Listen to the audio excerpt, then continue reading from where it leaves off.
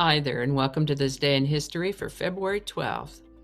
February 12th is the 43rd day of the year in the Gregorian calendar, with 322 days remaining to the end of the year, or 323 in leap years. Today's word is mandible. Mandible is a noun that means jaw, like the jawbone. Can refer to just the jawbone or the lower jaw with its soft parts. Mandible can also be either the upper or lower segment of the bill of a bird, or any of various invertebrate mouth parts, serving to hold or bite food materials. The word mandible comes to us from Middle English, Latin before that, and is probably also related to a Greek word.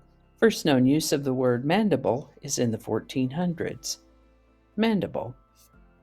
And with that, let's get on into this day in history. We're going to start on February 12th in 1404, when Italian professor Galeazzo de Santa Sofia performed the first post-mortem autopsy for the purpose of teaching and demonstrating at the Heiligen Geistspital in Vienna. An autopsy, by the way, is a surgical procedure that consists of a thorough examination of a corpse by dissection to determine the cause, mode, and manner of death, or to evaluate any disease or injury that may be present for research or educational purposes. We hear about them occasionally on television or in movies.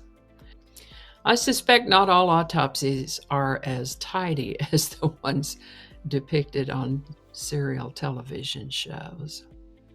This is the birthday of English geologist and theorist Charles Darwin, born February 12, 1809. He's famous for promoting his theory of evolution. He lived to the age of 73. And it is also the birthday of Abraham Lincoln, born February 12th, also in 1809. Now, as you probably know, he was the 16th President of the United States and was assassinated in 1865 when he was 56 years old. Exactly 100 years after Mr. Lincoln's birthday, the National Association for the Advancement of Colored People was founded on February 12, 1909. The stated purpose of the NAACP is to ensure the political, educational, social, and economic equality of rights of all persons, and to eliminate racial hatred and racial discrimination. And on February 12, 1915, the first stone of the Lincoln Memorial was set into place. On February 12, 1963, the construction began on the Gateway Arch in St. Louis, Missouri. That's quite a thing, the Gateway Arch. If you ever have the opportunity to be traveling that way, passing through St. Louis, try to give yourself about a half a day to get over there and see that. It's quite something. There are tiny elevator cars in which one can ride to the very top and look out the windows. It's an amazing attraction, the Gateway Arch in St. Louis.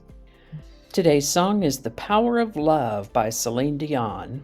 This song was originally written and performed by Jennifer Rush in 1984 and subsequently covered by Air Supply, Laura Branigan, and in this case, Celine Dion, where it begins its first of 4 weeks in the number one spot on the Billboard Hot 100, February 12, 1994. The Power of Love. Link in the description. And I think that's going to do it for us today. Thank you so much for watching. Consider subscribing if you haven't already. Feel free to share this video with the link in your email, messaging, or social media. If you enjoy this series, you can check out the playlist that contains these videos. I'll put a link to that in the description. That description lives on YouTube, so for other platforms, I'll include the link to my blog page that is called No Really. You can also find me on Rumble, Parler, BitChute, and Getter. All those links in that description. Alrighty, that's all I can think of right now. Thanks again, and I'll see you next time.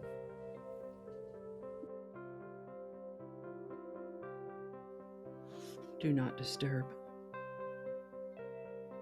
Okay, I turned Do Not Disturb on. Good job. I would like to take a moment to encourage you to like that share button. Okay. January 2nd.